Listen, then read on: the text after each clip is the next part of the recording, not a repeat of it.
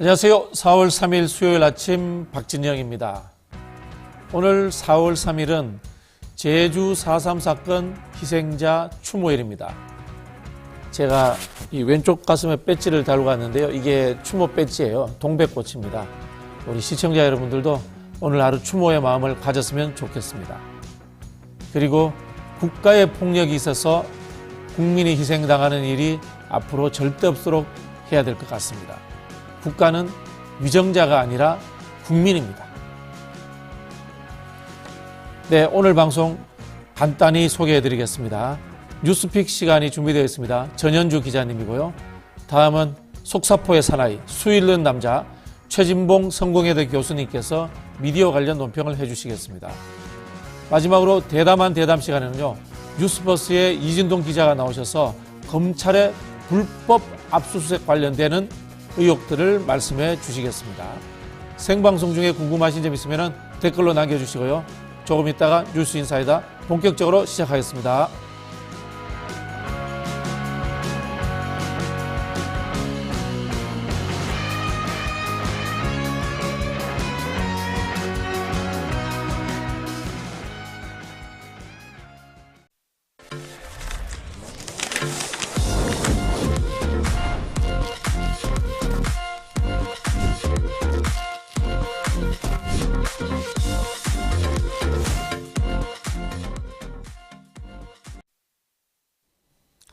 바쁜 아침이지만 꼭 알아야 될 뉴스들이 있죠. 듣기만 해도 이해가 쏙쏙 되는 뉴스픽 시간입니다. 전현주 토마토 뉴스 기자님, 안녕하세요. 네, 안녕하세요. 네, 윤석열 대통령 담화에 대한 우리 후폭풍을 한번 이야기해 보려고 합니다. 의대 정원 2,000명 늘리겠다. 이거는 뭐 변함이 없었는데요. 그럼에도 불구하고 이제 대통령실에서는 전공의를 만나서 이야기를 한번 듣고 싶다. 이런 이야기를 내놨어요. 네, 맞습니다. 대국민 담화 하루 만에 윤 대통령은 집단행동 당사자인 전공인들을 만나서 직접 얘기를 듣고 싶다는 뜻을 내비쳤습니다. 이는 앞서 전국의과대학 교수협의회가 윤 대통령을 향해서 전공의들에게 먼저 손을 내밀어달라고 호소한 데 따른 화답인 건데요. 조윤정 전의교협 홍보위원장은 대통령께 간곡히 부탁드립니다.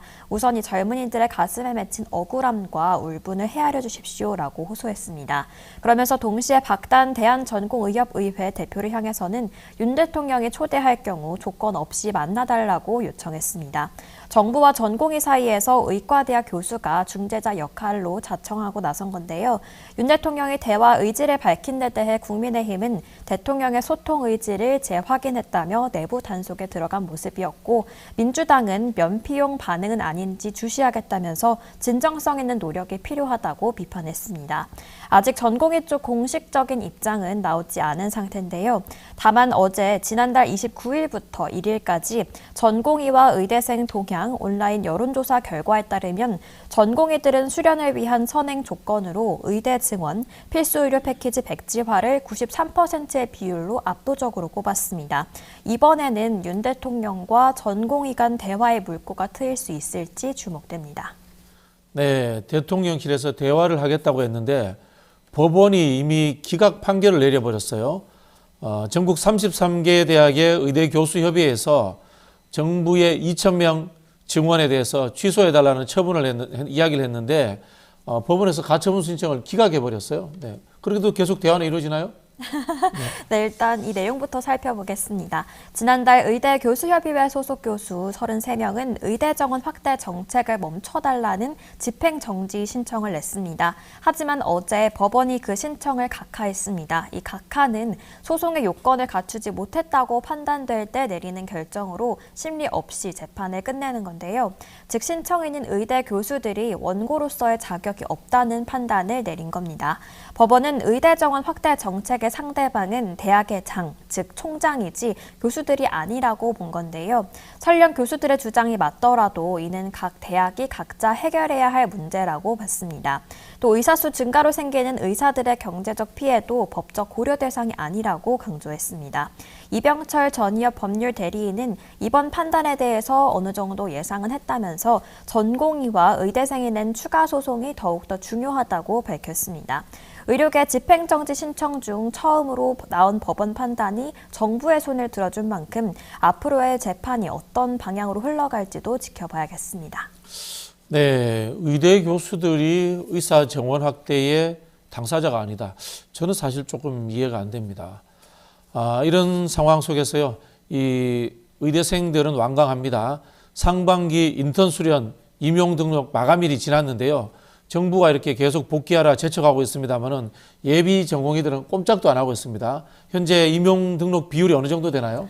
네, 올해 인턴 과정을 시작해야 했던 예비 전공의들은 어제까지 임용 등록을 했어야 상반기에 수련을 받을 수 있었는데요. 하지만 전공의들 사이에서는 별다른 복귀 기류가 형성되지 않았습니다. 올해 인턴 과정을 시작하려던 인원 중 약 10%만이 임용 등록을 마쳤습니다. 어제까지 임용 등록을 하지 않았다면 올해 상반기에 인턴으로 수련하는 것은 불가능하고 오는 9월이나 내년 3월이 돼야 수련을 시작할 수 있는데요. 복지부는 처분은 유연하게 하겠지만 임용 등록을 하지 않고 차후 복귀하는 인턴의 상반기 수련은 불가능하다고 못 박았습니다. 전공의 이탈이 계속되면서 대형 병원의 경영난도 극심해지고 있는데요. 서울대병원은 어제부터 비상경영 체제로 운영을 전환했습니다.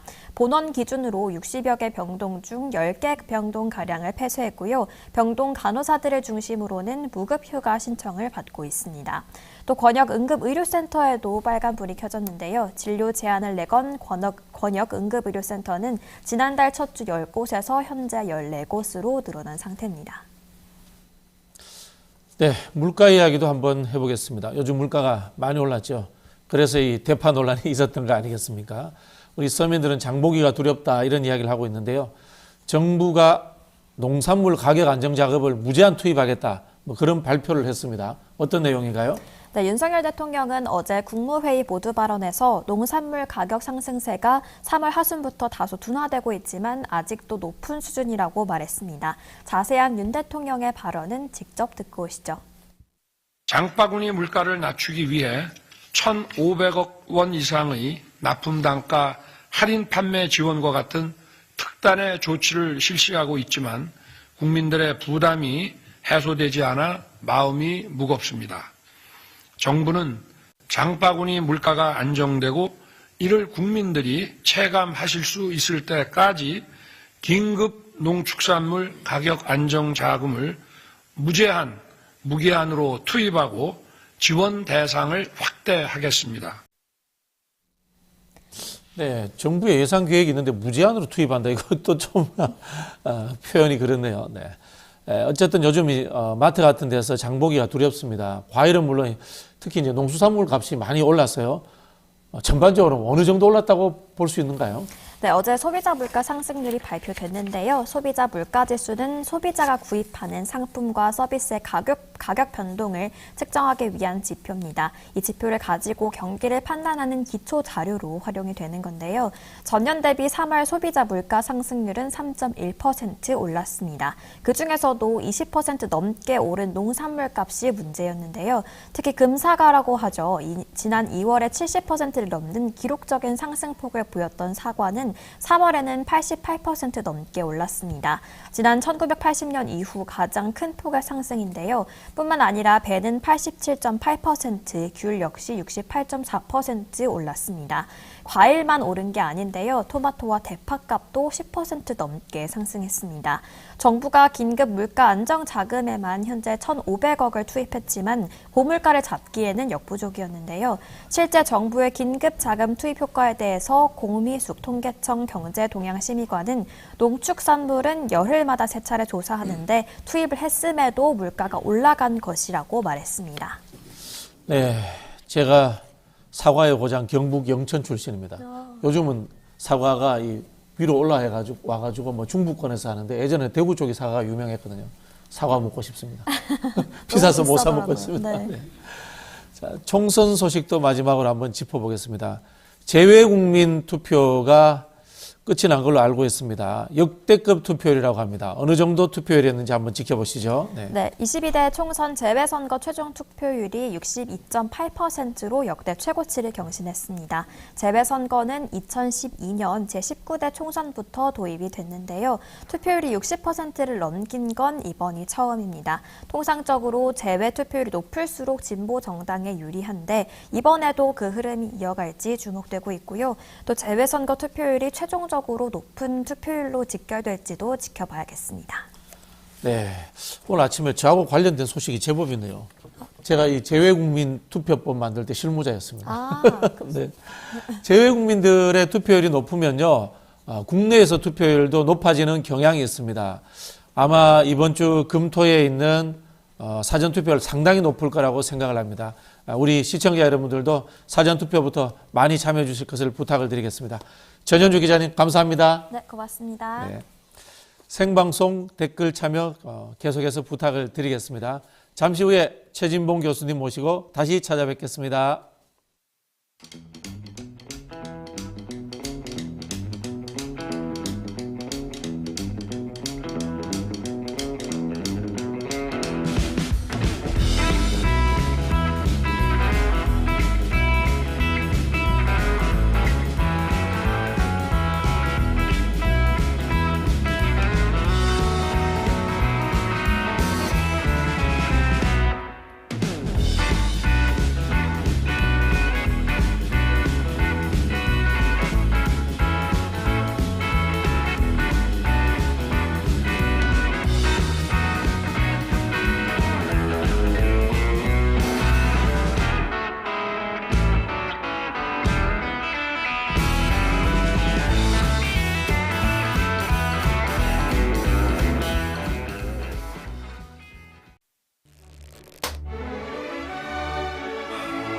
오늘따라 집중이 잘 안 된 것 같아.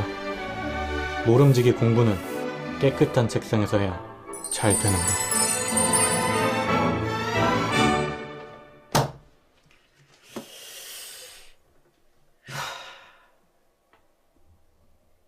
피곤한데 내일 할.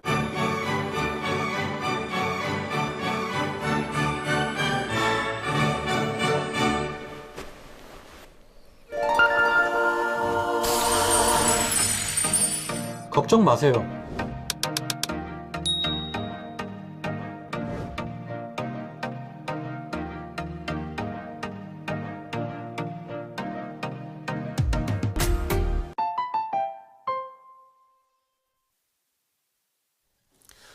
하루도 조용할 날이 없는 정치권과 언론계 소식, 속사포처럼 쏘아붙이는 분이죠.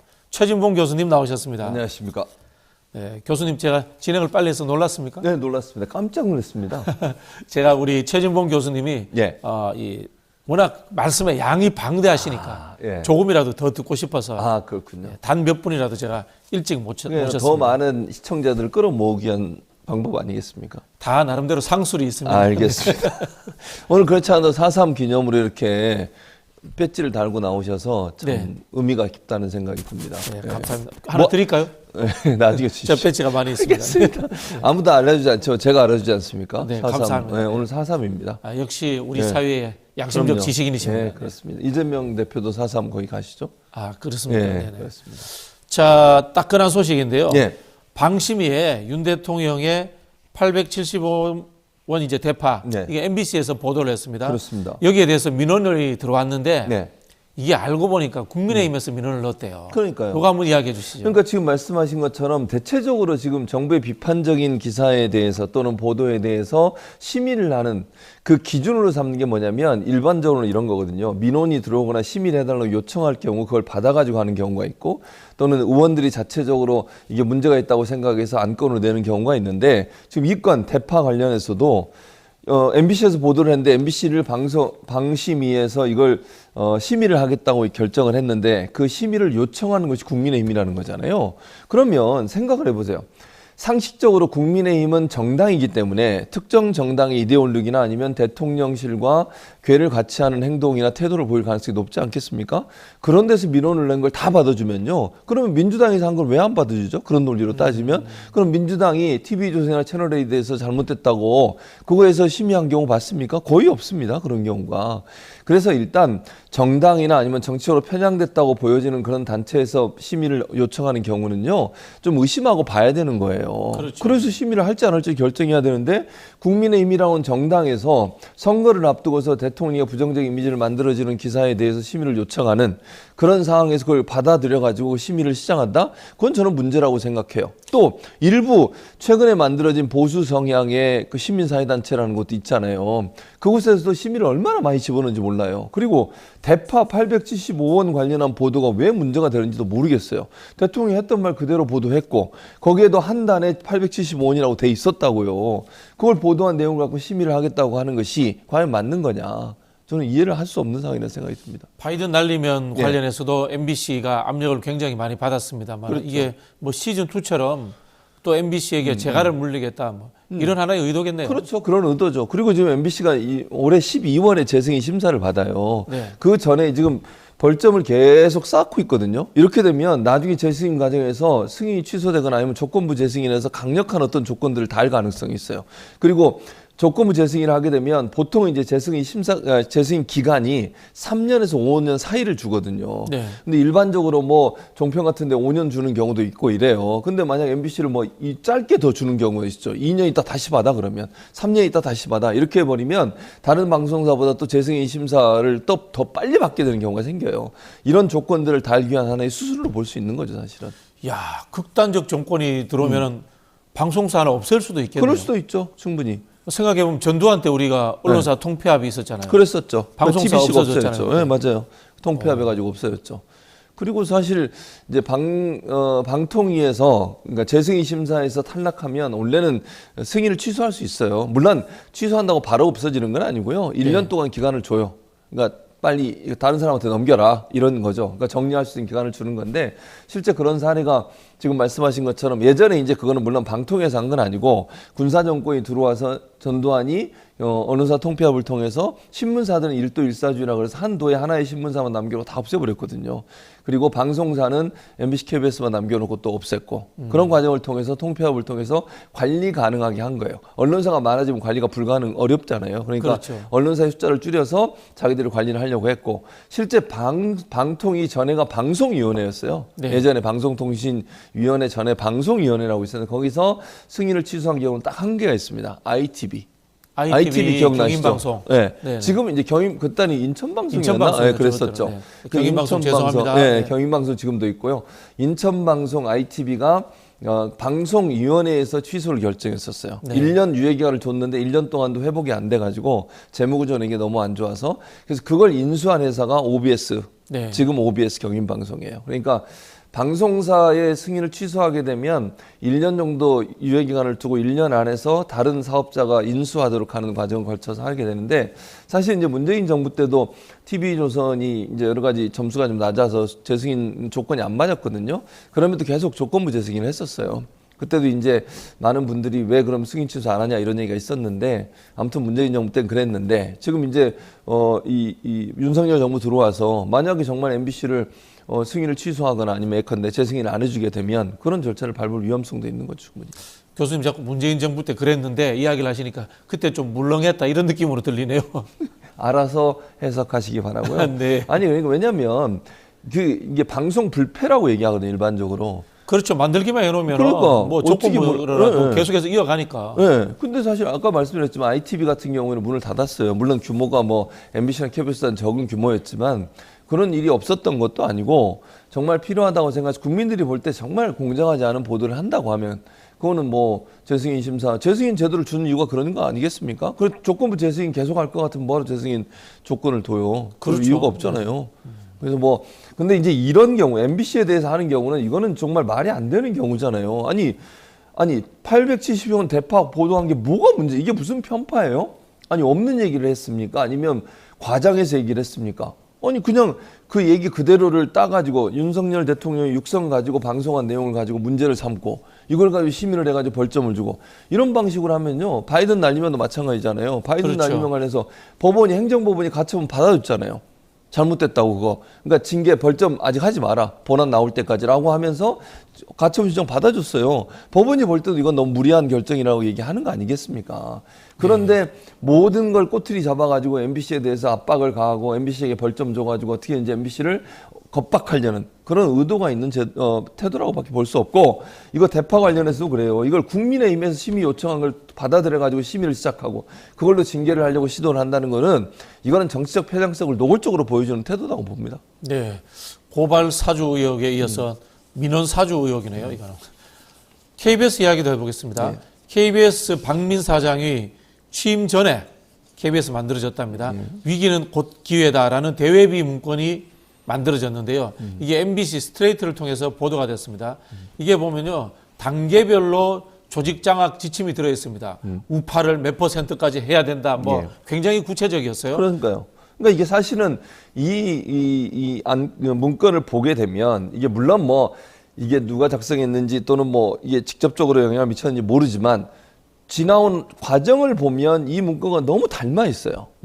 그러면 의심을 해볼 수 있는 거 아닙니까? 누가 지금 작성했는지는 모르겠지만 예. 진행되는 과정을 이 그대로 진행되는 걸 그러고 보니까 있어요. 예. 현재 경영을 맡고 있는 쪽에서 예. 했을 듯하다. 그렇죠. 네. 그러니까 예를 들면 제가 볼 때, 그러니까 이거는 그냥 추측이라는 말씀 먼저 전제로 말씀을 드립니다. 뭐 사실관계는 더 확인이 돼야 되고 확인을 해봐야 되겠지만 지금 되는 과정을 보면 박민 사장이 취임해서 그 계획대로 착착 진행이 되고 있어요. 그렇죠. 근데 그렇다고 하면 이제 생각을 해보잖아요. 우리가 의혹을 제기해 보면 박민 사장이 취임하기 전에 이미 박민 사장한테 전달됐을 가능성이 있어요. 저는 그렇게 생각해요. 네. 예를 들면 정권의 누군가가 또는 정부와 관련된 누군가가 또는 정부에 가까운 누군가 이걸 만들어서 이걸 사장 될 사람한테 미리 주고 자 이렇게 하시오. 너 이렇게 하면 사장 시켜줄게. 뭐 예컨대 그럴 네. 수 있다는 거죠. 그럴 가능성을 충분히 얘기해 볼 수 있는 거 아닙니까? 왜냐하면 박민 사장이 갑자기 사과를 해요. 취임하자마자. 그리고 뭐 이거 KBS 9시 뉴스 사과를 하잖아요. 지난번에 왜냐면 근데 실제 그 사과 내용에 대해서 취재를 했던 기자들은 반발하고 있어요. 왜 이걸 사과를 하냐고. 제대로 취재한 건데 그 당시에 취재를 제대로 했는데 왜 사과하냐고. 그 사과에 대해서 정정보도 요청을 했어요. KBS 기자가 KBS 방송의 보도에 대해서 정정보도 요청을 했다니까요. 아니 나는 제대로 잘 취재해서 보도했는데 왜 이걸 사과합니까? 그거 자체가 잘못됐습니다. 사과 방송에 대한 정정보도 해주세요라고 어디죠 거기? 언론중재위원회 정정보도 청구를 했다고요. 그렇다고 하면 내부적으로 같이 컨센서스가 이루어지지 않은 상태에서 박민 사장이 사과를 해요. 그것도 이상하죠. 두 번째, 임명동의제가 노사 규약을 통해서 만들어졌어요. 그러니까 KBS 노조하고 경영진이 규약을 만드는 규약 내용이 뭐냐면 보도국장, 뭐 시사제작국장 이런 사람들은 반드시 임명동의제를 받도록 했어요. 노조에. 그렇죠. 네. 근데 그건 노조와 맺은 규약이니까 지켜야 되는 거예요. 그렇죠. 상위법이 노동법에 의해서 규정됩니다. 그렇죠. 그런 경우에. 그런데 그거를 동의를 안 받고 임명해버려요. 근데 그것도 거기 들어있어, 문건에. 그러면 이 문건의 내용 자체가 실제적으로 실행되고 있구나.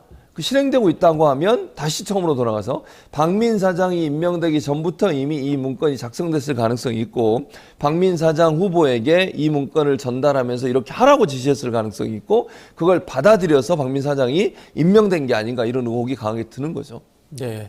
KBS를 장악하기 위해서 박민 사장을 임명했다라는 이 의심이 될 만한 문서가 되는 거죠. 그렇죠. 자, 여기에 대해서 노조가 사실상 공식 문서와 같다라고 보기 때문에 법적 대응도 고려하고 있다라고 합니다. 예, 그 그러니까요. 중에서 네.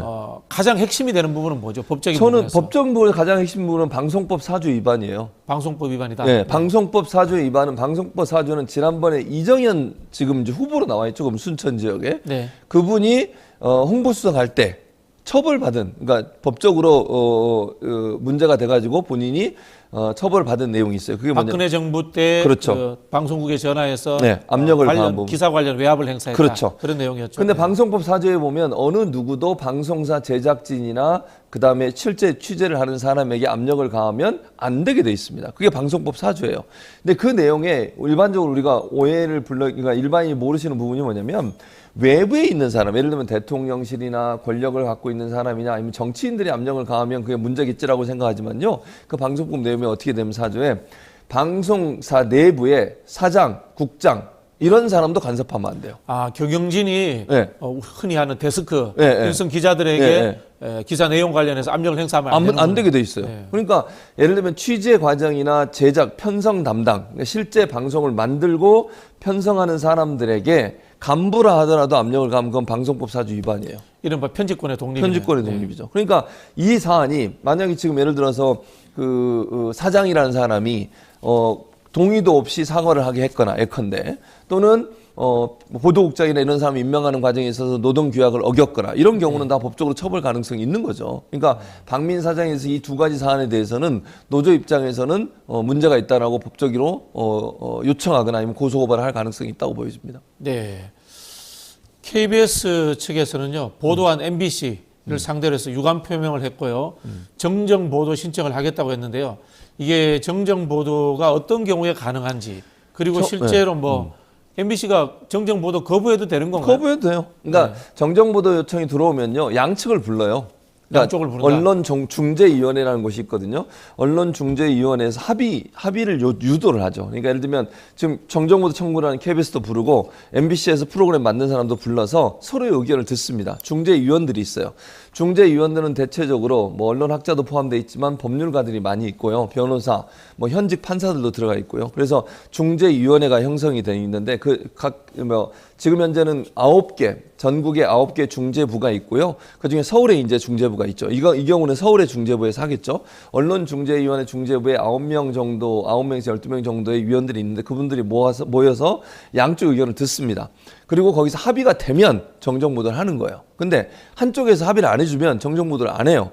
왜냐면 예를 들어서 중재를 요청을 해서 모였잖아요. 그러니까 중재를 협상을 해서 중재를 하도록 노력은 해.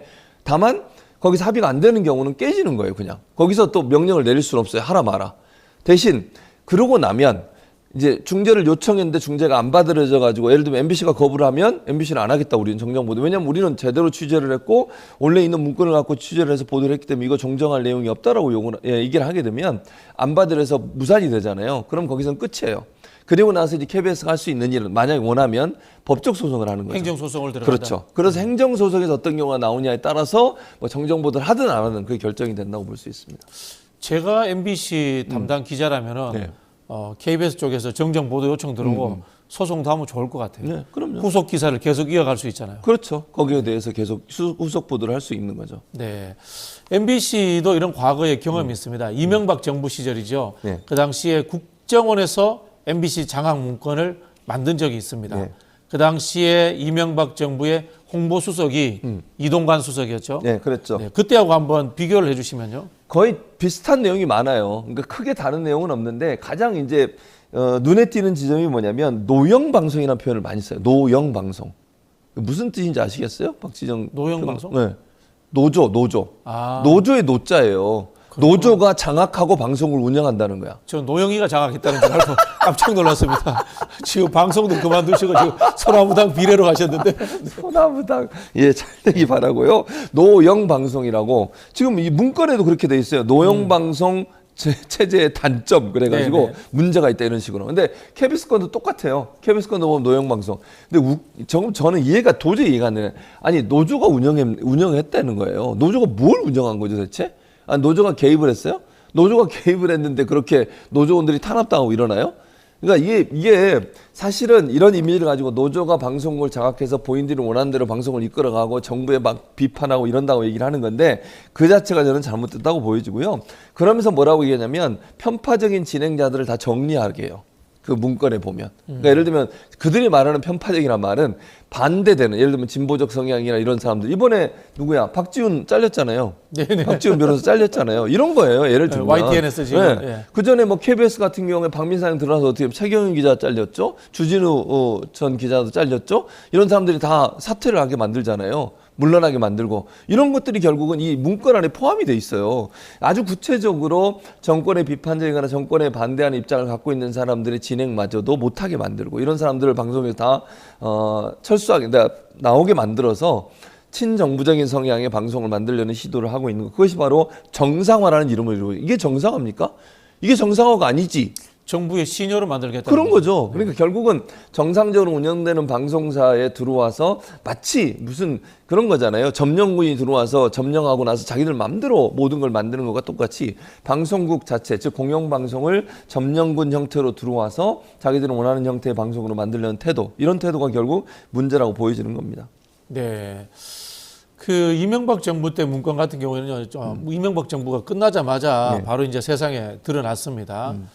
그리고 이제 그 당시에 이제 국정원 직원을 통해서 문건 작성을 이렇게 왔다 갔다 한 분이 그렇죠. 이동관 씨였죠, 그죠? 그렇죠. 이동관 씨가 그 당시에. 근데 윤석열 정부 들어와가지고 네, 방통위원장. 방통위원장으로 다시 네, 왔습니다. 네, 네. 그러니까요. 그러면은 이명박 정부 때 있었던 방송 장악 의도가 윤석열 정부에 완벽하게 부활했다. 이렇게 볼 수 있는 그렇게 건가요? 보이죠. 아니, 그러니까 반대로 얘기하면 이런 거예요.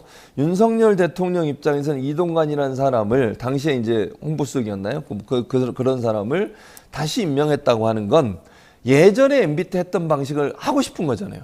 그러니까 지금 MB 때 국정원에서 만들었다고 이 문건에 MBC 정상화라는 이름으로 MBC를 탄압하고 MBC를 친정부적인 성향의 방송으로 만들려는 시도를 했다고 하는 점, 이런 점을 봤을 때는 결국 이동관 전 수석을 방통위원장 임명해서 실제 그 일을 다시 하고 싶었던 게 아닌가, 이런 생각이 드는 거예요. 그러니까 이동관 수석의 어떤 요청에 의해서 국정원이 만들었다고 증언이 나온 상황이기 때문에, 그런 상황이라면 지금 홍보수석으로 지명된 이 사람이, 왜냐하면 국정원 직원이 검찰 조사받을 당시에 이동관 홍보수석을 지명을 했다고 그래요. 그러면 이동관 홍보수석이 어떤 형태로든 영향을 미쳤다는 가능성이 높은 거 아니겠습니까?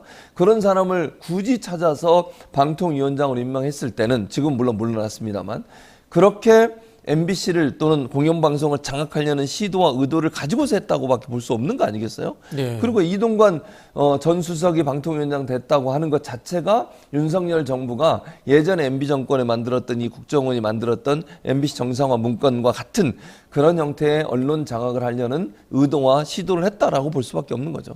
그러면 이제 KBS 이 장악 의도 문건의 실체를 밝혀야 되겠네요. 그렇죠. 당연히 교수님 밝혀야죠. 보시기에는 이 정도 문건을 만들 수 있는 곳은 어디라고 짐작이 됐어요? 요즘 국정원에서는 이런 거 못 만들걸요? 그러니까 예를 들면 국정원에서 안 만들었다고 하면 네. 예컨대, 뭐 저는 그냥 개인적으로 추측해 보건데, 개인적 추측입니다. 개인적 이거는. 추측에 네, 몰라요. 네. 사실은 모릅니다. 저는 네. 전혀 모릅니다.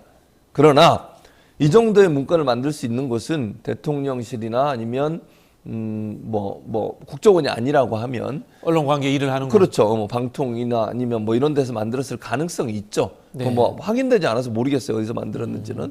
결국은 이제 그런 논란이 가능성. 됐기 때문에 수사에 들어갈 수밖에 없겠네요. 수사에 들어가야 되는데 검찰이 제대로 할지 모르겠어요. 네. 저는 그게 좀 의문이라는 생각이 드는데, 당시에도 예를 들면 MBC 정상화 문건도 나중에 발견된 거잖아요. 물론 그렇죠. 이거는 지금 MBC에서 보도를 해가지고 논란이 됐으니까 저는 당연히 수사를 해야 된다고 봐요. 왜냐하면 아까도 말씀드렸지만 정면으로 방송법을 위반하고 있기 때문에 법률 위반 사항이고, 그건 처벌의 대상이 될 수밖에 없는 거 아니겠습니까? 근데 그럼 이제 검찰이나 경찰이 과연 적극적으로 나서서 할 거냐? 저는 그건 좀 의문이고, 제가 볼 때 MBC 같은 경우는 MBC 노조나 이런 데서, 언론 노조나 이런 데서 고소고발 해야 한다고 보거든요. 예. 이 문건 작성자를 찾아서, 누군지 모르지만 성명 불상의 작성자를 수사 의뢰를 찾아서 해야 되겠네요, 수사 의뢰를 일단. 해야 된다. 그래야만 수사가 진행되지 않겠죠. 알아서, 제가 볼 때 이런 게 나왔어도 알아서 하지 않을 거예요. 근데 그러면 결국 고소고발 할 수밖에 없는 거잖아요. 그렇게 네. 하는 게 맞다고 봅니다. 생각을 해보니까요. 그 당시 이명박 정부 때 MBC 장악 문건 수사했던 사람이 윤석열 검사예요.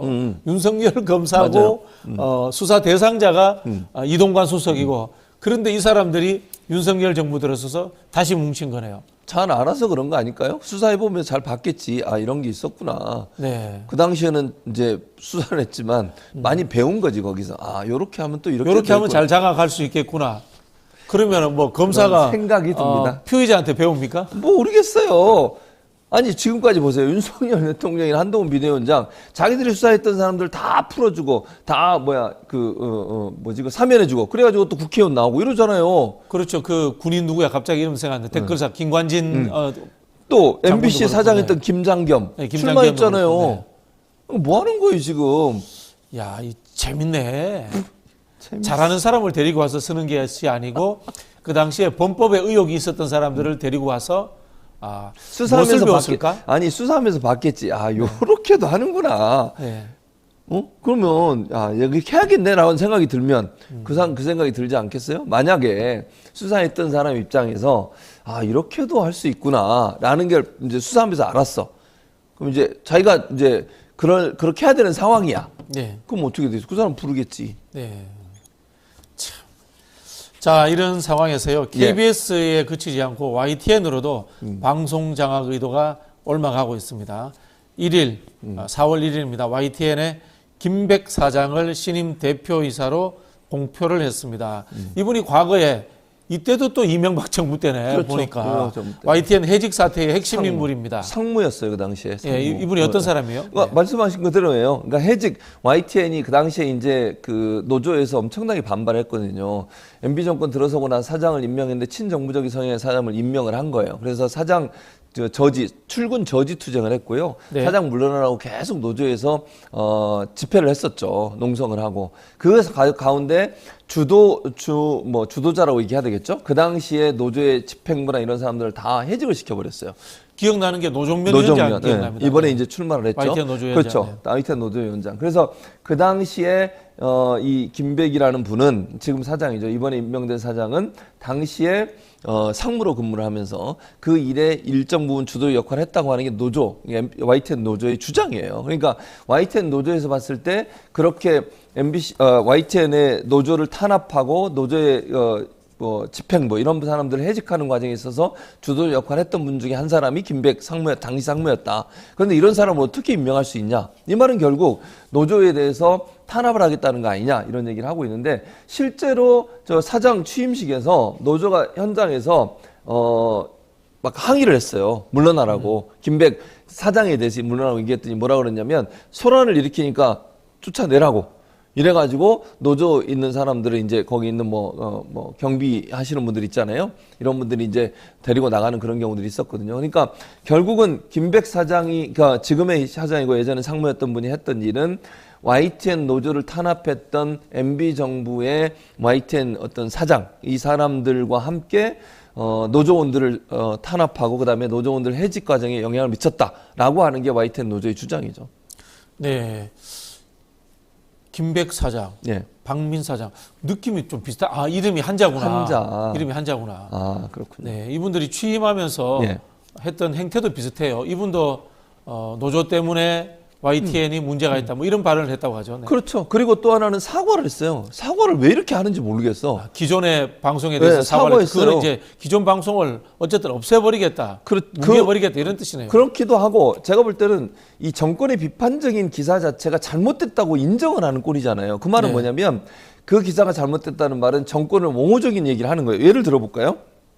어제 1일 날 그 YTN에서는 취임식에서 첫 번째 과제로 공정성과 공공성 회복을 통한 정도 언론의 구현으로 제시를 했는데 그러면서 김건희 여사에 대해서 줄리 보도를 한 거 있었잖아요. 예전에 네. 의혹 보도가 있었잖아요. YTN에서. YTN은 2022년 대선을 전후해 뉴스의 공정성과 공공성을 지키지 못하면서 편파 왜곡 방송이라는 비판에서 벗어날 수 없었다. 대통령 후보 부인에 대한 일방적인 주장을 아무런 검증 없이 두 차례나 보도하며 그 정점을 찍었다라고 얘기했어요. 이게 잘못된 보도입니까? 아니죠. 당연히 해야 되는 당연히 거죠. 언론이 검증. 권력을 감시해야죠. 그게 당연하죠. 기본 임무죠. 검증 보도예요. 검증 보도. 네.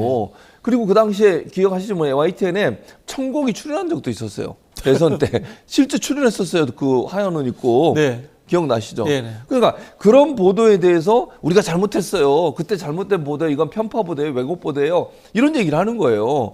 아니 그 당시에 그 논란과 그 의혹이 완전히 풀어진 것도 아니잖아요. 그리고 안혜옥 씨는 지금도 그렇게 주장하고 계세요. 그분은 아직 모르잖아요. 재판이 진행되고 있는 상황이고 사실인지 아닌지 아무도 몰라요. 지금 모르는 상태에서 그게 잘못됐다고 일방적으로 얘기하는 게 과연 맞는지도 모르겠고요. 또는 뭐라고 그러면서 또 취임사에서 이렇게 얘기했어요.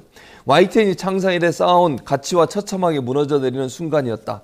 저는 밖에서 YTN을 바라보면서 참담함과 안타까움을 금할 수 없었다. 이것이 공영방송 에서 민영방송으로 바뀐 이유가 아닌지 자문해 보라 그랬어요. 그러니까 공영방송에서 민영방송 이번에 이제 민영화 됐잖아요. 그래서 이 사람이 사장이 됐거든요.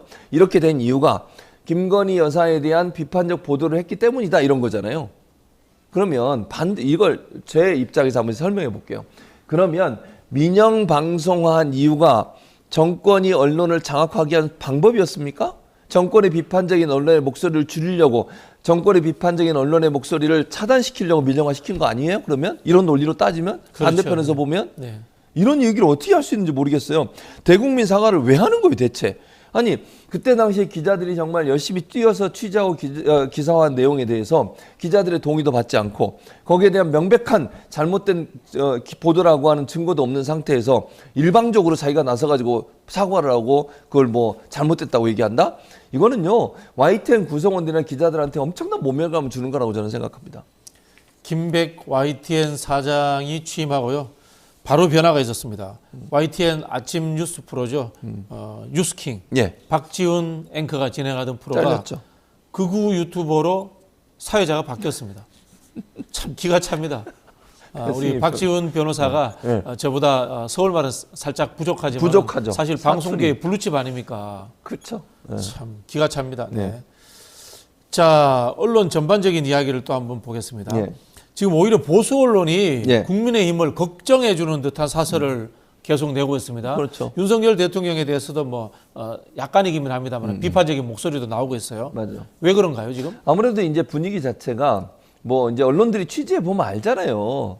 뭐 분위기가 정권 심판론이 너무 강하게 불고 있어요. 지금 바람이 불어가지고 그 바람을 막을 수가 없어요. 뭘 아무리 뭘 해도 안 되는 상황이에요. 지금 그러다 보니까 결국 이제 보수 언론들 입장에서는 이제 우려가 되는 거잖아요. 이래가지고 총선에서 만약에 진짜 더불어민주당을 포함한 야권이 뭐 200석 정도를 갖는다고 하면 그건 진짜 엄청난 파란이거든요. 그리고 정권 후반기에 이제 내임덕이 강하게 올 수밖에 없어요. 그걸 우려한다고 저는 보거든요. 그러니까 보수 언론 입장에서는 현재의 구도, 즉 뭐 이보다 아니면 보수 정당이거나 집권 여당인 국민의힘이 과반수 이상을 획득해야만 안정적으로 나머지 3년을 잘 버텨서 정권을 마칠 수 있을 거라고 생각했을 텐데 그게 지금 흔들리는 상황이잖아요. 그러니까 보수 언론 입장에서는 현 정부가 흔들림 없이 3년을 더 해줘야 본인들한테 혜택이 더 많이 오는 거예요. 그런 상황이잖아요. 보수 언론 입장에서는 여러 가지 혜택이 있습니다. 보수 정권이 들어서고 나서 예컨대 정부 광고를 뭐 집행하는 그렇죠. 과정이라든지 네. 제도를 풀어줘서 더 많은 이익을 얻게 한다든지 그게 걱정이 되는 거예요. 자기들 입장에서는. 정권 걱정보다는 자기 걱정이에요. 제가 볼 때는 언론사 입장에서는 보수 정권이 계속 잘 유지되길 바라는 것이고 그래야 본인들이 얻는 이익이 더 많아져요. 그렇기 때문에 결국 보수 언론 입장에서 보수 정권이 흔들림 없이 또는 총선에서 망하는 일을 막기 위한 수단으로 이런 얘기를 한다고 보여지는 거죠. 그럼 교수님 보시기에는 아직은 코치하는 수준이다. 네. 동업자에서 발을 빼는 수준까지는 가지 않았다. 아직까지는 안 갔을 것 같아요. 이렇게 보시는군요. 그러나 이제 총선 결과가 어떻게 나오냐에 따라서 약간 스탠스가 바뀔 수도 있다고 생각합니다. 총선 결과가 뭐 여당이 완패한다면은 동업자에서 발을 빼는 상황으로 갈 수도 있다. 갈 수도 있다. 그리고 이제 차기 대권 후보를 중심으로 다시 판을 짜는 구조로 갈 가능성이 있다. 차기 보수 쪽에서 새로운 발굴을 하겠네요. 그러면 그러든지 아니면 있는 사람 중에 한 명을 쓰든지 그러겠죠. 있는 사람 중에 한 명 예. 쓰려고 한다. 근데 뭐 재활용은 저는 별로 안 좋을 거라고 생각하는데 또 본인들은 그렇게 할 수도 있지 않겠습니까? 네. 그런 인물 중에 하나가 한동훈인가요? 지금 한동훈 비대위원장이 네. 말이 거칠어졌어요. 네. 여기에 대해서 보수 언론들도 비판적인 목소리를 내고 있습니다. 그렇죠. 아무래도 이제 한동훈 비대위원장 입장에서는 너무 이제 오늘은 또 입장이 바뀌었는데 어제는 그런 얘기도 했잖아요. 내가 100일밖에 안 됐는데 왜 내가 책임을 져야 됩니까? 어제는 그저인가 참 그저께. 그러고 나서 어제는 또 다시 내 책임입니다 이래요. 갑자기 또 스탠스가 바뀌어요. 근데 어쨌든 본인이 책임질 수밖에 없는데 지금 이제 몸이 뭐라 그러죠? 불안감이 커진다고 저는 보거든요. 한동훈 비대위원장 입장에서는 이거 처음에 들어왔을 때는 뭔가 될 것 같고 막 사람들 구름대처럼 모이는 것 같고 왜냐면 당연히 대구나 박진영 우리 평론가도 대구시지만 대구나 이런 데 가면 이제 사람들이 많이 모이잖아요. 셀카 찍고 막 흥분대가 업돼 있는 상태였는데 여의도에서 인사하니까 아무도 아는 척을 안 하네. 현타가 오는 거잖아요. 현타 오니까 아 이거 아닌 것 같네. 이런 느낌이 들지 않겠습니까? 그러니까 결국 이제 본인 입장에서는 이렇게 가다가 내가 완전히 사라지는 거 아니야? 그러니까 본인이 이틀 전인가 저는 사라지지 않습니다. 끝까지 할 겁니다. 그러면서 대립각을 보이는 새로운 모습을 보였죠. 거기에 대해서 일정 부분 이제 비판적 입장이 저는 있다고 생각해요. 그러니까 대통령의 책임을 전가하려는 모습을 보이는 부분도 그렇고 또 본인 입장에서 어쨌든 차후에 만약에 총선을 지게 되면 본인이 이제 결국은 물러나야 되는 거잖아요. 그러니까 보수 언론 입장에서 누군가 희생양이 필요한 거예요. 보수 언론 입장에서는 아니 그럼 총선 지고 나서 대통령한테 책임을 물을 수는 없을 것 같고 근데 실제로는 대통령이 제일 책임 크죠. 이번 총선에 패배한다고 하면. 근데 한동훈 위원장이 이제 희생양이 될 수밖에 없는 구조 아니겠습니까? 네. 그리고 한동훈 비대위원장 입장에서도 답답할 거라고 저는 생각해요. 아니 보수 언론에서 한동훈 비대위원장을 자꾸 공격을 하는데 한동훈 비대위원장 입장에서 물론 거친 언사 뭐 쓰레기라고 얘기한다거나 개 먹땡땡 뭐 이런 얘기도 하잖아요. 그거 잘못된 발언이죠. 그게 그리고 뭐 이게 소위 깐족거린다고 하잖아요. 그리고 입만 열면 열심히 하겠습니다, 잘하겠습니다 보다는 뭘 이재명 대표 공격만 해요. 공격만 계속 하는데 이런 게 도움이 안 되는 건 분명해요. 그럼에도 불구하고 한동훈 비대위원장은 이 책임에서 자유로울 수 없다. 그럼 결국 누군가 희생양을 만들었는데 그 대상은 한동훈이 될 수밖에 없다. 이런 구조로 간다고 봅니다. 제가 이 정치 전략을 좀 오래 한 사람의 입장에서 네. 한번 예견을 해보면요. 네. 국민의힘이 100석 이상을 얻으면은 네. 패하더라도 한동훈 책임입니다. 100석 미만을 얻으면은 윤석열 책임으로 저는 언론이 몰고 갈 가능성이 있다고 봅니다. 네. 예, 그건 아까 말씀드린 것처럼 코치를 계속할 것인가 아니면 동업자에서 발을 뺄 것인가 라는 전략적 판단을 할 거라고 봐요. 근데 이제 발을 빼더라도 저는 개인적으로 그러면 이 정권이 무너지기까지 갈 거냐 그렇게는 가지 않을 거라고 보고 네. 그래서 저는 누군가를 찾아서 차기 대선의 구도로 빠르게 방향을 전환하지 않을까 그렇게 네. 보는 거죠. 알겠습니다. 그때 가서 또 한번 토론 한번 해보시죠. 알겠습니다. 재밌을 것 같습니다. 언론과 정치의 힘의 관계. 네. 자, 마지막으로 윤석열 대통령 1일 날 있었던 대국민 담화. 네. 이거 무슨 효과 있겠습니까? 없죠. 무슨 효과예요. 역효과. 역효과. 이걸 역효과라 그래요. 51분이나 이게 지루해 죽겠어 아주. 51분이나 그걸 얘기할 얘기예요. 아, 네 진짜 근데 어처구니 대국민 없더라고요. 담화하는 데는 원래 기자들한테 질의응답이나 이런 거 시간 안 주나요? 원래는 줘야 되죠. 줘야 되는 담화를 거죠. 하는데 뭐 자기 혼자 51분 얘기하고 기자들 들어오지도 못했어요. 그게 혼자 얘기하는 그게 무슨 담화예요. 그냥 내 하고 싶은 얘기 하는 거잖아요. 그것도 일말의 기대를 갖고 봤던 많은 국민의힘 후보들 얼마나 황당하겠습니까? 나는 물러섬이 없다. 2,000명이 맞다. 무슨 근거 많다고 해. 그러면서 또 예를 든 거 보세요. 예전에 노조도 이렇게 해서 다 정리가 됐고, 그러니까 힘으로 밀어붙이면 된다고 생각하는 사상을 갖고 있는 분이에요, 이분은. 그렇게 해가지고 되는 겁니까? 아니 지금 국민들은 아파도 병원을 못 가가지고 아프면 안 된다는 이 사명감 갖고 버티고 있잖아요 지금. 어떤 분들은 그런 얘기 하더라고. 요즘 건강검진하기도 무섭다고. 혹시 뭐 나올까 봐. 나오면 병원 가야 되는데 불안해서 갈 수가 없잖아요. 치료를 못 받잖아요 지금. 그렇죠. 이런 상황이에요. 그런데 대통령이라는 사람은 이런 식으로 얘기를 하는 게 과연 맞느냐. 총선에 뭔 도움이 되겠습니까 이게. 마이너스지. 역효과. 네, 알겠습니다. 자, 이제까지 속사포 최진병 교수님이었습니다. 감사합니다. 감사합니다. 잠시 후에 대담한 대담으로 돌아오겠습니다.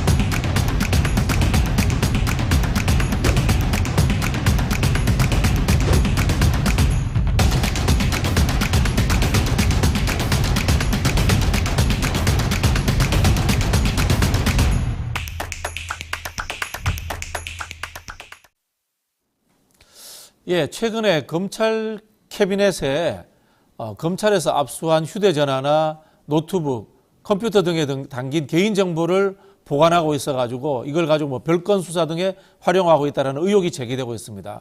의혹을 제기한 분은 당사자예요. 이진동 뉴스버스 기자님 모셨습니다. 안녕하세요. 네, 안녕하세요. 네, 그 검찰의 불법 압수수색 의혹을 제기하게 된 과정을 하나씩 짚어봤으면 좋겠는데요. 네. 보통 이제 휴대전화를 압수수색을 하고 나면은 보통 이 키워드를 주잖아요. 영장 범위에. 네. 그것만 하고 이렇게 돌려주게 돼 있는 거 아닌가요? 근데 이번에 보면은 휴대폰을 돌려주는데 좀 더 기다리라 뭐 이렇게 하고 다양한 이 휴대폰에 있는 내용들이 빠져나가서 검찰이 이른바 캐비넷에 보관하는 것이 아니냐 이런 의혹이 나왔거든요. 네, 맞습니다. 근데 이게 의혹이 아니고 네. 사실입니다. 본인 입장에서는 사실이시죠? 네네. 아니, 의혹이 아니고 왜냐하면 네. 실제 공문서가 존재를 하지 않습니까? 공문서가, 네네네. 공문서가 존재를 하고 대검 자체도 이걸 했다라는 걸 부인하지는 않아요. 규정이 있다라고 했으니까. 아니 부인하지 않잖아요. 네네. 전체 정보를 저장했다. 다만 우리는 예규했다라고 예규에 적법 의해서 절차에 했다. 의해서 했다. 이런 주장이기 때문에 네. 이건 팩트라고 보시면 됩니다. 의혹이 아니고요. 근데 이제 사찰이냐 아니냐 이건 평가의 문제잖아요. 네네. 네, 그 부분에서는 뭐 불법 사찰 의혹을 제기해도 되지만 휴대전화 전체 정보를 법관이 허락하지 않는 휴대전화 정보 전체를 저장했다. 이건 네. 팩트라는 거죠. 네. 네. 근데 본인이 그거 당하신 거죠, 지금. 그렇죠. 그러니까 당했다라기보다 목격했다라기보다 공문서를 제시를 했잖아요. 실제 네. 저장을 했고 그거를 저희 기사로서 이제 입증을 다 했고요. 그래서 다만 이제 이게 민간인 사찰이라고 저는 이제 그렇게 평가를 하는 거고 보고 있는데 거기에 대해서는 이제 검찰은 뭐 반박을 하는 거죠. 네. 적법 절차에 따라서 하는 거다. 이런 거고 과정은 이렇습니다. 그날 이 휴대전화를 압수하면 압수를 할 때 전체를 다 압수하는 게 아니에요. 법관이 발부한 영장은 사건과 관련된 정보만 압수를 하게 돼 있어요. 근데 이 사건과 관련성을 어떻게 따지냐면 이제 가서 이 정보 하나하나를 보고 선별을 하지 않습니까? 그래서 관련성 있는 걸 이제 검사가 추출을 해냅니다. 하나씩. 그걸 이제 포렌식 과정이라고 그러는데 그걸 거쳐서 이제 선별이 됩니다. 선별이 되면 그걸 압수하는 거예요. 압수됐다 그래서 정보 하나하나에 대해서 그래서 목록을 교부해 주거든요. 목록을 교부해 주고 그다음에 나머지 정보는 보는 앞에서 삭제 폐기를 합니다. 네네. 우리가 삭제 폐기했다. 그리고 삭제 폐기 확인서를 줘요. 네네. 그러면 당사자 입장에서는 사건과 관련이 있는 정보만 가져가고 영장에도 그렇게 돼 있으니까요. 가져가고 나머지는 삭제했구나 이렇게 생각할 거 아닙니까? 그래서 삭제 폐기 확인서에 사인을 하죠. 사인을 하는데 그렇게 되면 절차가 끝난 걸로 생각을 하는데 실제로는 그 뒤에 검사 지휘서를 가지고 뒤에서 나머지 전체 휴대전화 전체 정보를 몰래 업로드를 한다는 거죠. 지금까지 그 사실을 안 사람이 한 명도 없었어요. 네네. 그러니까 이의 제기가 없었죠. 근데 왜 그러냐면 검사들은 당사자 몰래가 아니라 그러는데 제가 보기엔 몰래 하는 거예요. 왜냐하면 삭제 폐기 기서를 준 것 자체가 네. 그렇게 믿게 하는 거잖아요. 그러니까 변호사도 제2표에 있었고 다른 그 앞에 사건들 얼마나 많은 압수수색이 있었습니까? 다 모르고 지나갔다라는 거는 바로 그거거든요. 삭제 폐기 확인서를 주기 때문에 법조인들 입장에서는 검찰이 설마 그렇게까지야 이런 생각을 못 하잖아요. 그런데 실제로 그 뒤에서 수사지휘서에 이제 체크를 해서 검사가 전체 정보를 대검 서버에 업로드해라. 그 이제 일반인들은 잘 몰랐는데 이 사건으로 인해서 알게 됐죠. 대검 서버 이름이 디넷이라는 걸 네. 디넷에 저장해라. 이렇게 한다라는 거죠. 그 체크를 하면 이제 다 한꺼번에 올라가죠. 저 같은 경우는 휴대폰에 들어가 있는 정보가 48.8기가였는데 네. 그게 고스란히 대검에 다 업로드가 된 거죠. 그걸 이제 제가 업로드 된 것까지 확인해서 그거를 촬영해서 이제 기사화를 했던 것이죠. 네. 쉽게 설명을 하면 그렇습니다. 이게 수사가 아니라는 예를 들게요. 제 친구가 제 컴퓨터에 영화가 하나 들어있는데 제가 있는데 여기서 그 영화 하나 다운받아 갈게요. 이렇게 해놓고는 컴퓨터에 있는 모든 자료를 다 갖고 왔다. 네, 이렇게 맞습니다. 생각을 하시면 네. 되는 겁니다.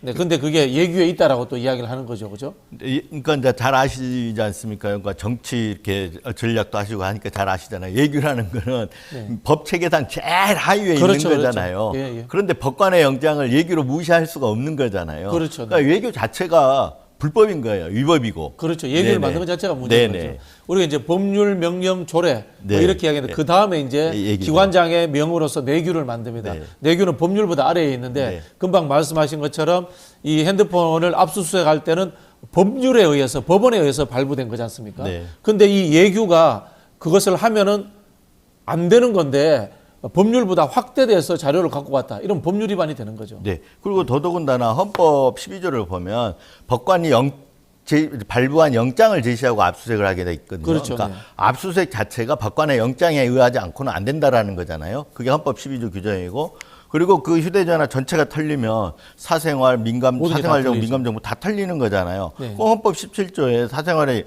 자유와 권리를 침해받지 않는다. 이게 규정이 헌법 규정이거든요. 그래서 바로 이런 게 이제 헌법 기본권 침해 범죄라고 이렇게 볼 수 있다고 생각합니다. 네. 네. 이렇게 이제 업로드한 자료들을 가지고 가서 검찰의 디지털 캐비넷 디넷입니다. 여기에 저장된다. 이렇게 이제 우리가 알고 있는 거죠. 네. 그런데 그러면 이게 영화에 나오는 뭐 영화 더킹에 나오는 예, 이 캐비넷이 예. 디지털로 존재하는 그런 개념이네요. 지금 현재 그렇게 봐도 무방할 정도가 된 거죠. 왜 그러냐면 이 이제 제가 취재를 하는 과정에서 그럼 이걸 보관까지 했단 말이에요. 네. 저장하고 보관했다는 거는 활용을 전제로 하잖아요. 써먹기 위해서란 말이에요. 그렇죠. 써먹지도 않을 거 보관해야 될 이유는 없죠. 바로 그겁니다. 네. 그래서 그러면 과거에부터 쭉 돼 왔으면 써먹은 사례가 있을 것 같다라고 생각을 해서 찾아낸 게 이제 아까 저희 기사로 썼습니다만은 이재용 삼성전자 회장의 불법 승계 혐의 사건에서 네네네네. 그 재판에 과거에 2016년 국정농단 사건 때 압수했던 휴대폰 정보를 갖다가 저장해놨다가 그걸 다시 빼가지고 재판부에 제출했죠. 그걸. 증거로 제출한 거예요. 네. 그러니까 증거로 제출하기 전에는 어떻게 됐냐? 이 수사팀이 저 수사팀에 넘겨준 거예요. 네. 그러면 그거에 그 소위 말하면 디지털 캐비넷에서 꺼내 와가지고 그렇죠. 넘겨준 거 아닙니까? 그렇죠. 네, 바로 이 사례가 하나 있었고 또 이거 뭐 국민의힘 의원 일이긴 하지만은 윤상현 의원이 공직선거법 위반으로 2020년도에 수사를 받을 때가 있었어요. 근데 별건 다른 사건으로 사건 관계자가 휴대폰을 압수당했네. 그 휴대폰 정보에 보니까 윤상현 사건에 쓸만한 정보가 있는 거예요. 네. 그래서 그게 있다는 걸 대검 서버에 휴대폰 전체가 저장돼 있다는 걸 확인하고 대검 서버를 압수수색을 해서 그 정보를 빼와가지고 윤상현 의원 사건에 쓴 겁니다. 그렇게 보면은 디지털 캐비넷이라고 볼 수 있는 거잖아요. 우리가 지금 확인한 사례만 이 두 가지인데 확인되지 않은 사례도 많다라는 거죠. 그래서 영장 업무를 했던 판사들은 대검의 디지털 포렌식 센터를 압수수색 장소로 해서 들어오는 압수수색 영장은 태반이 그런 비슷한 사건일 거다, 비슷한 사례일 거다 이렇게 얘기를 하고 있습니다. 네. 근데 이제 검찰에 대해서 문제 제기를 했는데 검찰은 오히려 적반하장입니다. 이게 적법한 절차였다. 네. 뭐 이런 입장을 내놓고 있습니다. 그러니까 이제 제가 공문서를 제시했기 때문에 네. 검찰이 부인을 할 수가 없는 겁니다. 네. 그렇잖아요. 이게 다 존재하는 거기 네네. 때문에. 그래서 검찰은 어떻게 이걸 이제 해명하고 반박을 하냐. 적법 절차였다. 예규에 있다. 이렇게 얘기를 하는데 이게 지금 처음엔 그렇게 제시를 하다 통용이 안 된 거예요. 그 다음에 이제 그 휴대전화 전체 정보를 저장하는 불가피한 사례가 대법원 판례로 있다라고 그 보도자료를 내서 판례를 제시를 했거든요. 근데 그 판례를 읽어보면 전혀 엉뚱하게 되십니다. 오히려 그게 다 위법하고 불법이다. 이런 판례인데 거꾸로 제시를 해가지고 보도되게 만들었거든요. 그런 경우는 허위 공문서 작성에 해당이 됩니다. 보도자료 네네. 자체가. 그래서 어제 조국 혁신당에서 그 대검 대변인을 허위 공문서 작성 혐의로 공수처에 고발한 걸로 알고 있습니다. 자, 검찰은 이 자료를 가지고 있는 건 맞지만은 별건 용도로 활용하지 않는다라는 이야기를 했고요. 누구도 근접하지 못하게 봉인해 뒀다. 뭐 이런 이야기를 하고 있는데 이게 검찰의 이야기를 저희가 100% 믿어야 됩니까? 아니, 믿을 수가 없는 거죠. 아까 처음에 이제 그 전제가 이게 남의 휴대전화를 전체를 갖고 가서 저장해 놓는다는 거 활용을 전제로 하는 거기 때문에. 그렇죠. 네. 예, 엄격하게 통제되고 있다는 이 말도 믿을 수가 없는 거예요. 엄격하게 통제가 되고 있으면 아까 그 장충기 문자 메시지가 이 사건에 저 사건으로 넘어가는 일이 발생하지 않거든요. 네네. 예, 왜냐하면 그 내부에서는 검찰은 법조인들이기 때문에 이게 불법이라는 건 다 알고 있을 겁니다. 네네. 예, 그런 일이 생길 수가 없는데 그런 일들이 지금 두 건이나 지금 제시가 됐고 이렇게 볼 때는 그게 활용이 다른 데서도 활용이 됐다고 봐야죠. 또 하나 저희들이 이제 찾아낸 것 중에 하나가 2020년도에 판사사찰 문건이라고 윤석열 검찰총장 때 그 판사사찰 재임 문건이 시절이죠. 네. 네, 나왔잖아요. 그 판사사찰 문건을 작성하는 과정에서도 그 전에 사법농단 사건 수사를 했던 그 압수수색에서 나왔던 그 내용들이 거기에 들어가 있는 거예요. 네. 그렇다 그러면 그 내용들을 갖다가 활용을 했다라는 거죠. 그런데 그 수사를 했던 수사팀은 그걸 작성한다. 대검 수사정보정책과실인데 그걸 수사를 했던 수사팀 그쪽에 넘겨준 적이 없다라는 거예요. 그러면 압수수색된 내용 중에서 갖다 썼다라고 볼 수밖에 없는 거잖아요. 말씀하신 이제 포렌식하는 요 단위의 기관에서 언제든지 가져다가 쓸 수 있는 그런 형태였다라고 짐작이 가는군요. 나름대로는 자기들 내부적으로 뭐 결제 절차도 있고 뭐 이렇게 있겠죠. 네. 있을 텐데 필요에 의해서 검찰총장이 뭐 지시하면은 검찰총장은 막강한 권한을 갖고 있지 않습니까? 인사권 내부의 네. 검사들. 네. 그래서 그렇기 때문에 이게 어디에 어떤 용도로 활용돼 있는지는 지금 알 수가 없다는 거죠. 그걸 확인하기 위해서 국정조사도 필요하고 실제 아까 불법적으로 이용된 부분이 있지 않습니까? 이 부분에 대해서는 실정법 위반이기 때문에 수사도 필요하고 그런 사안이라는 거죠. 네. 자, 여기에서 윤석열 대통령이 자유로울 수 없다는 생각이 드는데요. 왜냐하면요, 이 검사들이 이런 행위를 하면서 내부의 예규 이야기를 들었습니다. 예규가 있기 때문에 해도 된다. 저희는 이 예규가 법률 위반이다라고 이야기를 하는데 이 예규가 언제 만들어진 겁니까? 네. 그러니까 저희가 이제 아까 제가 처음에 얘기했던 검사가 그 체크하는 항목 네네. 전체적으로 해서 그 휴대전화 전체 정보를 저장할 수 있도록 체크하는 항목 이 서식이 만들어진 거는 2021년 1월 1일이거든요. 2021년 1월. 네, 윤석열 대통령이 검찰총장에서 막 퇴임하기 전이죠. 퇴임하기 전에는. 네, 네네. 그때 만들어졌다라고 하면 아까 말씀했지만 예규라는 거, 내부 지침이라는 건 검찰총장의 정권 사항입니다. 결재 사항입니다. 네. 검찰총장의 허락 없이 이거 만들어질 수 없어요. 예규가. 그렇게 된다면 윤석열 대통령이 알았다는 거잖아요. 네. 이 얘기를 이제 기사에 썼더니 검찰은 그 전 2019년도 예규에도 들어 있었다라고 이렇게 범위를 확장한 거예요. 근데 2019년도에 보니까 그렇게 됐는데 서식이 만들어진 거, 표준 서식이 만들어진 건 2021년 윤석열 대통령이 검찰총장 시절이거든요. 시절이다. 네. 그렇다면 윤석열 대통령이 검찰총장 할 때 알았다라는 거잖아요. 네. 이런 불법 행위에 대해서 인지를 했다는 거예요. 그리고 나서 대통령이 되고 나서 그 이후에도 그 상황이 제가 최근에 이제 그 일이 있었으니까 지속이 된 거잖아요. 그럼 불법 행위에서 알고 있었고 대통령으로서도 충분히 인지하는 상태였단 말이에요. 그렇기 때문에 윤석열 대통령이 어떤 사법 리스크가 될 수 있다고 봅니다. 네. 네. 그리고 더더군다나 이게 헌법적으로 이렇게 반헌법적인 그렇죠. 일이고 개인의 정보권 문제인데. 네, 기본권 침해 기본권 문제이기 침해죠. 때문에 네. 어떻게 보면 탄핵 사유, 뭐 탄핵 사유가 된다고 또 탄핵이 다 되는 건 아니지만 탄핵 사유도 될 수 있다 이렇게 보고 있습니다. 네, 헌법 개정 이야기할 때마다 요즘은 제일 많이 나오는 것이 개인의 정보권입니다. 우리 사회 자체가 정보화되었기 때문에 가장 민감한 개인의 기본권에 해당되는 부분인 것 같아요. 2021년 1월이면은 문재인 대통령이 윤석열 총장은 우리 정부의 검찰총장입니다. 그 이야기 할 때네요. 네. 자, 이게 엄연하게 이 처벌받아야 되고 수사받아야 될 사안인데 이것도 사실은 공수처로 원래 가야 되는 건가요? 아니면은 검찰이 수사를 해야 되는 건가요?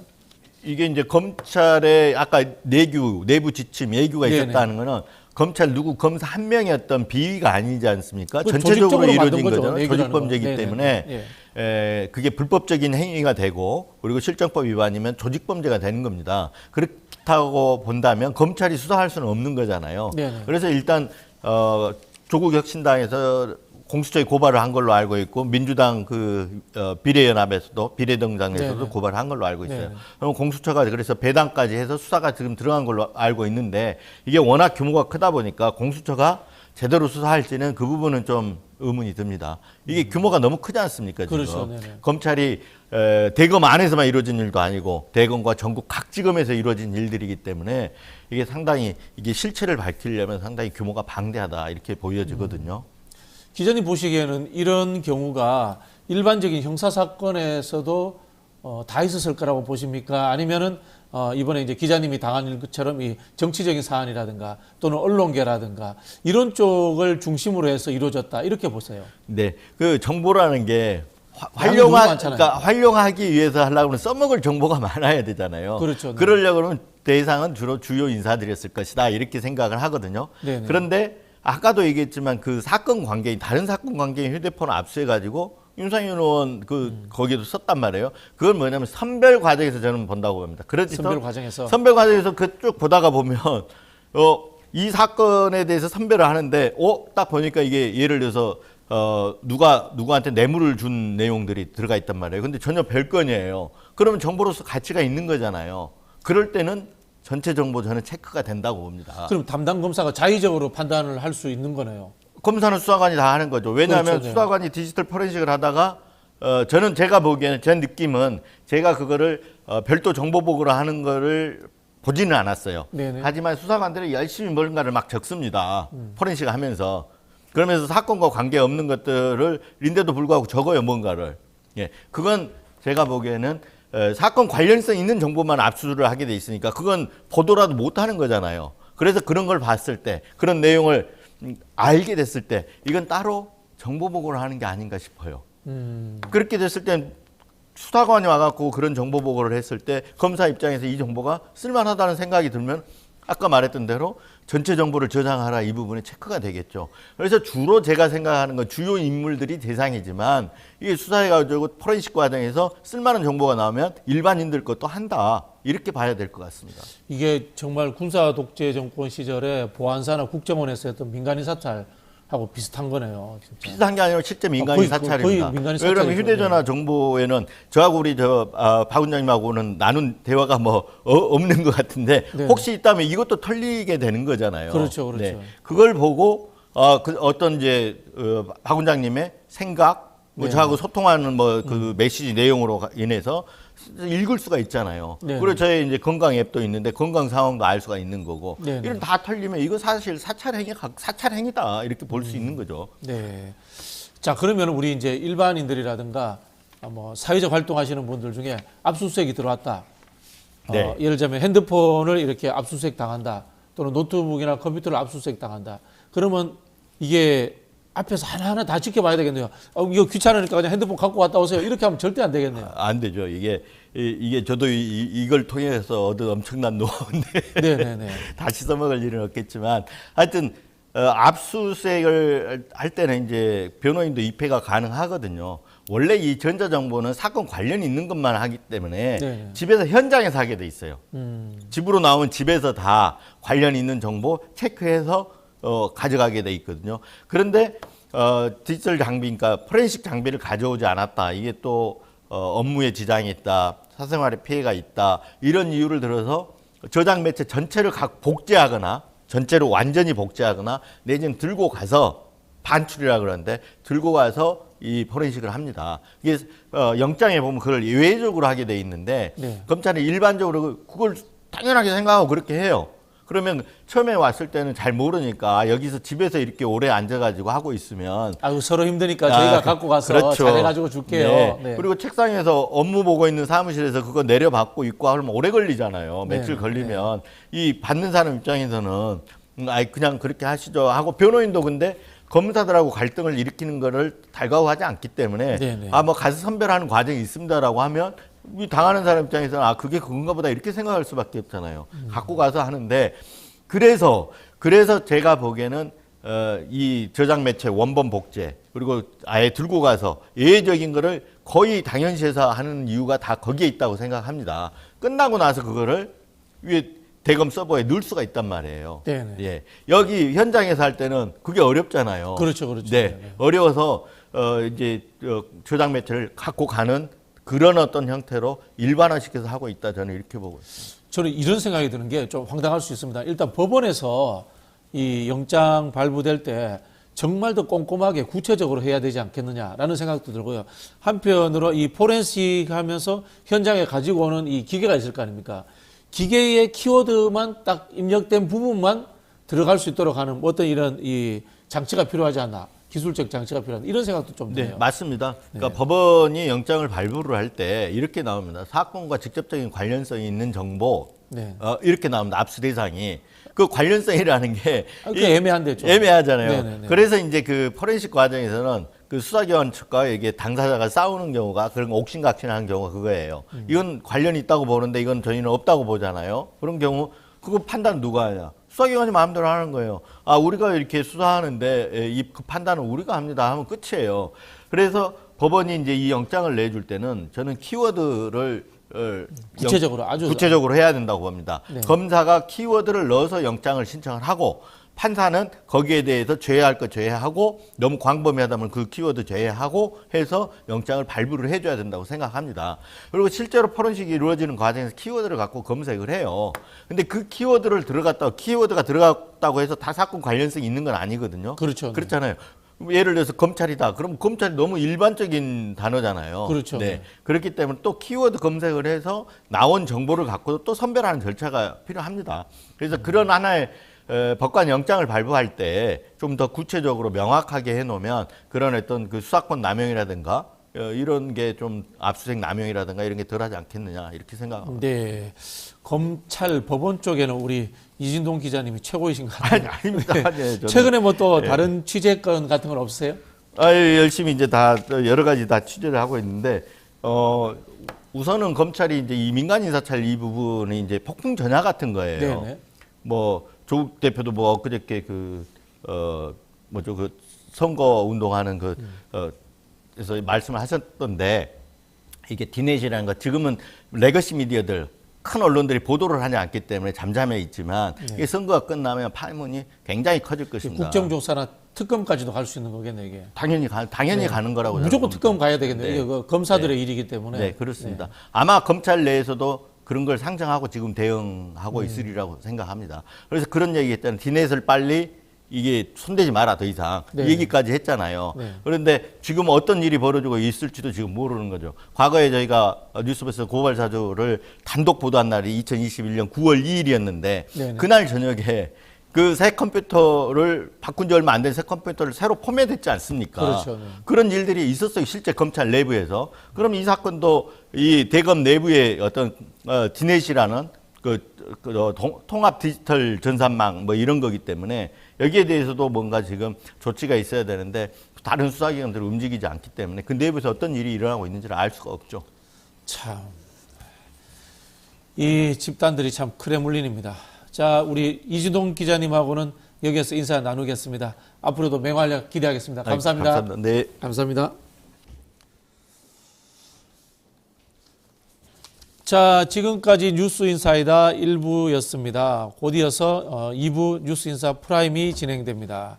뉴스인사 프라임은 더 은밀한 이야기, 더 깊이 있는 이야기입니다. 어디 가지 마시고요.